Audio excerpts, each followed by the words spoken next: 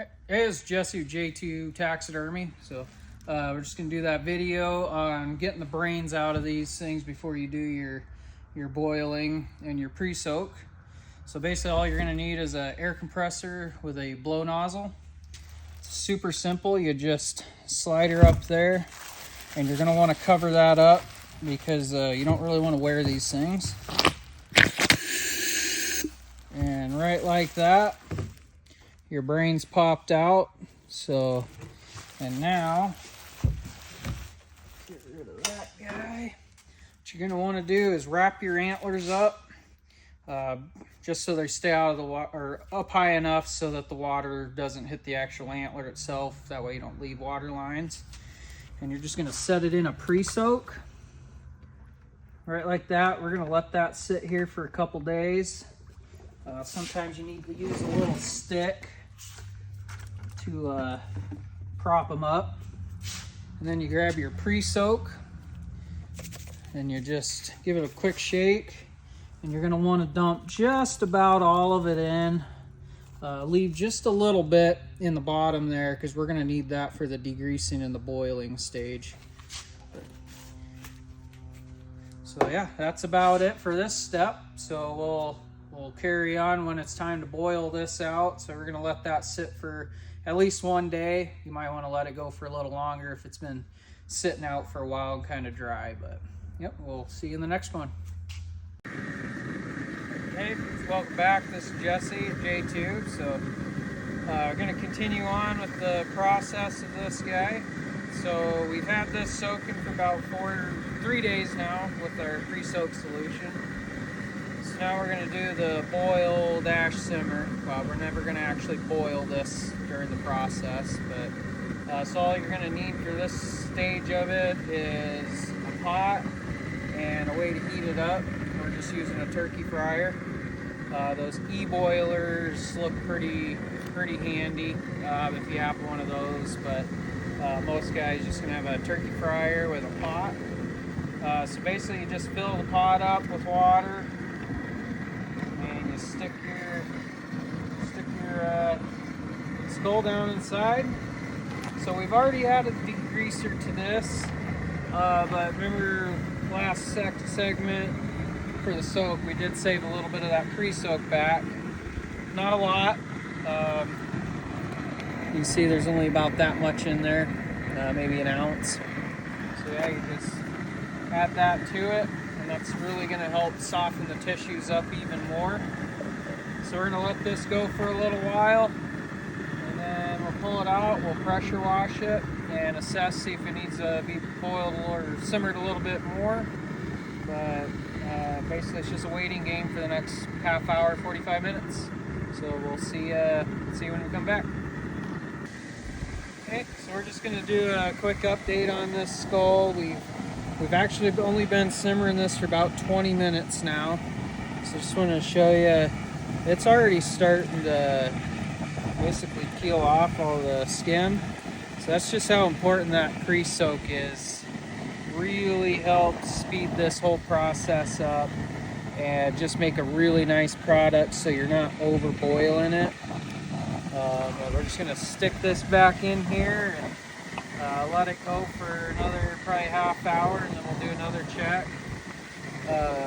Yeah, so make sure you don't let your water boil. Rolling, just moving a little bit is about all you'll need on this to get that to clean off really nice. So welcome back. This skull's been simmering now for about an hour and a half. We checked it at 45. About an hour and a half into it, and it's about ready to do its first pressure wash. So we're going to hit it with the pressure washer, and we'll probably stick it back in for a few minutes. Yeah, so basically with this, we are using a pressure washer. You don't need one, but it helps. It does help. So you can definitely take it to a car wash if you don't have one, or you can just sit and pick at it, scrape on it, and wash it under a sink with a scrub brush. But we are using the the pressure washer. So we're using a 2300 PSI pressure washer, which is a little on the light side. 3000 PSI is probably ideal. Any more than that and you really run the risk of damaging the skull and then the nasal passages. We are going to save the nasal passages on this one because we do like high quality mounts, and when nasals are part of the mount, and if you blow them out you're just being lazy and it's a mediocre product. So this is for high quality mounts. So basically you just pressure wash all the flush off.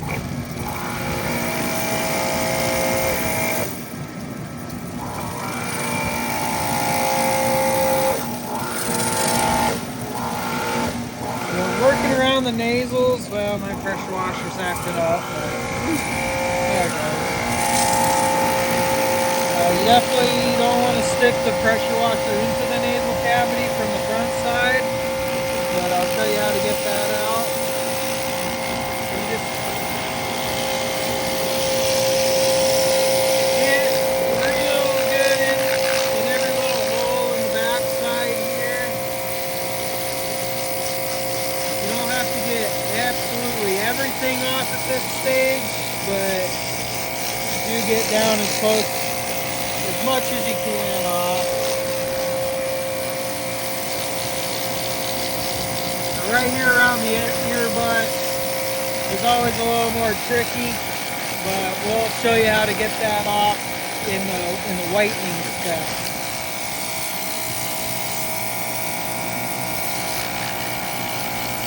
Definitely do not want to stick this up into the nasal passage.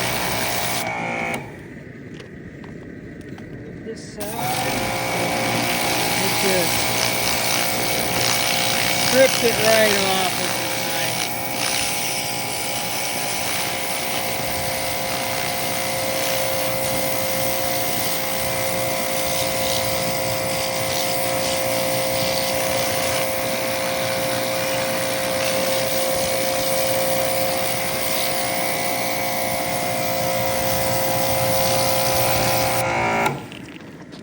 This piece right here, this little cartilage, is always pretty tricky.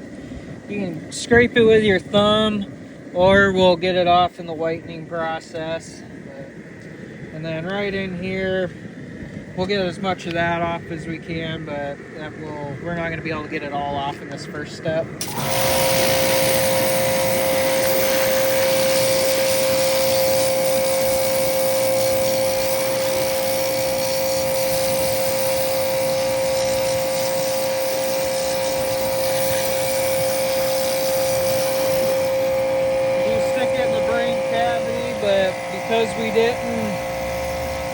Because we blew the brain out already, it doesn't make a nasty mess.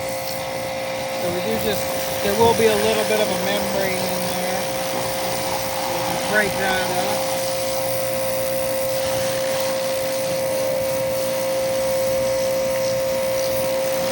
And we will you can stick your nozzle in the back side of the nasal passage.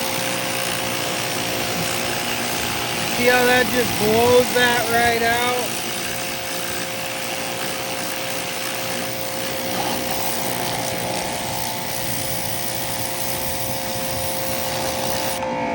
Alright, so that's about all pressure washing you need to do right now.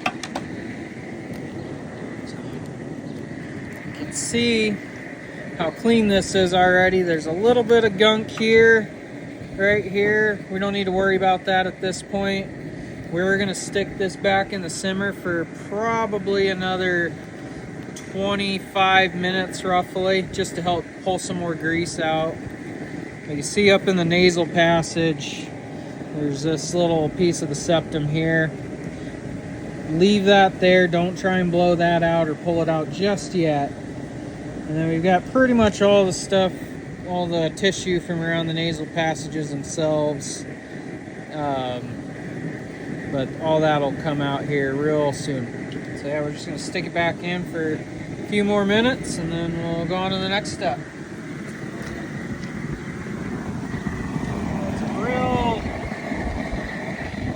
quick process. It's just a lot of waiting, but at hands-on time, there's not much hands-on time. So we'll see you here in about 15-20 minutes. So it's been about 15 minutes or so. Just want to zoom in here. You kind of see a bunch of oil sitting on top, so that's a lot of the grease coming out of the bone. But just notice how clean the water is. That's why it's so important to do that pre-soak. What that's going to do is pull out a lot of the blood, and then when you get the brains out too, there's so much oil in the brains. That's what makes it really nasty water. So the cleaner the water you can boil it in or simmer it in, the better end product you're gonna have. So yeah, I got this out. You can see that all the extra tissue has come out of the actual nasal cavity themselves. This little piece here is starting to really loosen up, the septum. Still kind of leave that there. We don't need to mess with it just yet, but we're going to give it one more pressure wash just to get as much of this out as we can. If you can't get it all, it's not a big deal, because when we actually do the whitening process, the particular peroxide we use is really going to soften that up even more. But yeah, you can just see how clean and actually even how white this is right now. And this is just from cleaning the meat off. That's why it's crucial to do that pre-soak and getting the brain out. A lot of prep work. So yeah, let's get this pressure wash one more time.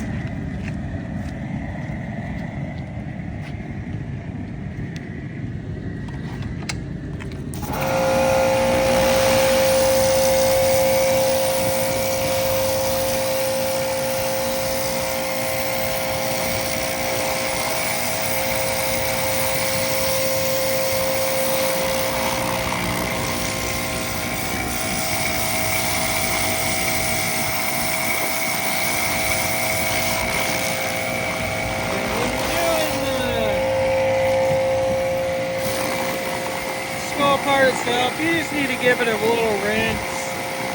You've already got all the meat off, so you don't need to get too far into it. Your nose pieces will loosen up, not a big deal. We will get that when we're finishing it.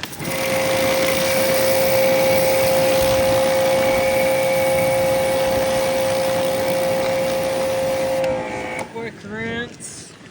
And then one thing you are going to want to do at this point in time, since we're done with the boil, is now's the time to cut off the plastic wrap and the tape. That way those antlers can dry really good and won't leave any watermarks on them.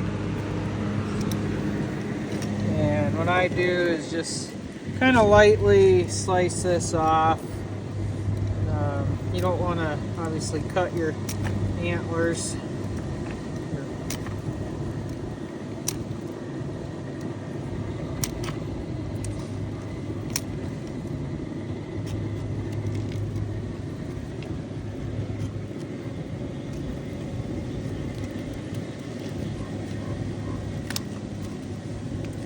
That side off, and then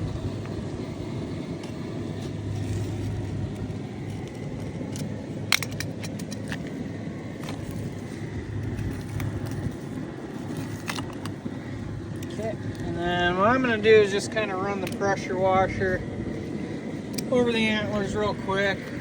You don't want to get too close to them because you will blow the color off.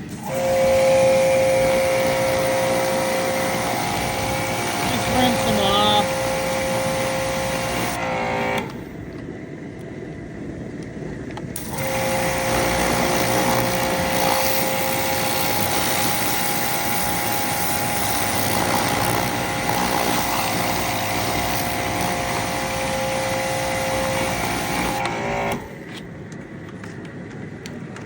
Okay, and now we're just going to let this set and dry in the sun.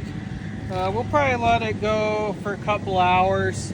You can let it go overnight, but it's definitely the peroxide adheres to and soaks in a lot better if the skull's pretty dry. So yeah, we'll be back here for the whitening stage here in a few hours. Alright, so we're at the last stage now. So we've let our skull dry for a couple hours. You can see actually it's pretty white right now. For those of you that like kind of the more natural look, it's definitely let it dry the rest of the way and throw it right on the wall. But yeah, we're gonna go ahead and whiten this though. So we use our whitener here, which is a 15% peroxide mix. It's creamy, so it's about the consistency of, I'd say, mayonnaise. But all you got to do really is just paint it on the skull. Yep, very liberally. So this is enough here to do about the size of an elk. So you probably won't use all of this for this small kit, but you definitely want to wear gloves in this process. So mine are just invisible gloves right now. This stuff will burn if you get it on your skin, so highly recommend wearing gloves.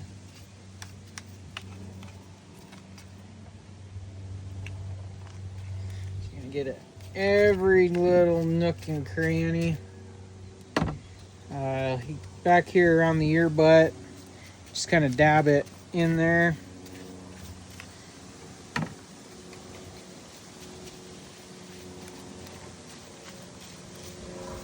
Very generously, and then you don't want to get this on the antlers at all. It will whiten the antlers. So that's one reason why we use this thicker peroxide, is so we can control right where it goes and don't need to, or you won't get it up on the antlers this way. A lot of guys will boil their skull in peroxide, which works, but you really run the risk of getting that stuff all over the antlers, and then you have to a little extra work with staining them, and it's definitely not natural.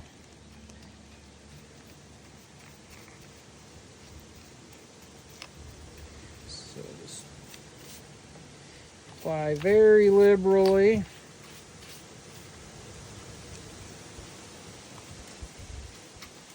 So you can kind of push the peroxide up into the nasal cavity here,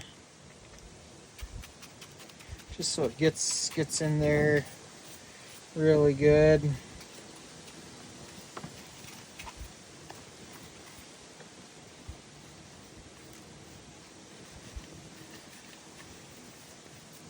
And just kind of get up into this little hole here, orifice. Just push a little in there. And then what I'll do is I'll kind of get quite a bit on the brush, kind of push it down into the back side here, just so it gets all down in to every nook and cranny. Starts coming out the other end. And then I will do the same on the front side. Just push it down so it goes, just work itself down there. So that you can see that little septum membrane piece in there. Don't need to worry about taking that out right now. What this peroxide is going to do is soften that up and make it a lot easier to pull out once it works its magic. So I'll also kind of dump quite a bit down into the brain cavity as well. You don't have to do this part, but it is just something a little extra, make a more quality mount, getting that peroxide in every little piece. That way, since you are boiling or simmering, there's always a chance of leftover membrane in there, and you just want to coat it with peroxide, and that'll disinfect it, kill any odors, etc. So now that we got very liberal amount of peroxide on this, what you'll do is take a household garbage bag. Do not use a grocery store bag with ink and lettering on this, because that peroxide will lift that lettering off and stain your skull. So just use a clear plastic bag with no letters on it, and just wrap the skull up like so. So what this is going to do is keep that peroxide from drying out, so it's always working. And then we're going to let this sit for about 24 hours. If it's sunny out and warm, I would leave this outside. That's really going to make the peroxide soak in deeper to the bone and make it a lot quicker and a nicer product. So yeah, we'll see you guys tomorrow when it's time to wash this off. So welcome back. We're back here at the J2 shop. We've got our deer project all finished up, so you can see how nice it turned out. So in this kit, you've got the pre-soak, the degreaser, the whitener. We got the included set of gloves and a paintbrush to paint the whitener on. You're also going to have written instructions in the brochure for it. So remember that those instructions are for deer and elk only. Predators and antelope are going to be very different instructions, but we will have that out soon. Yeah, if you have any questions, feel free to reach out. You can give us a call here at the shop or shoot us an email, and we'll be happy to help you out.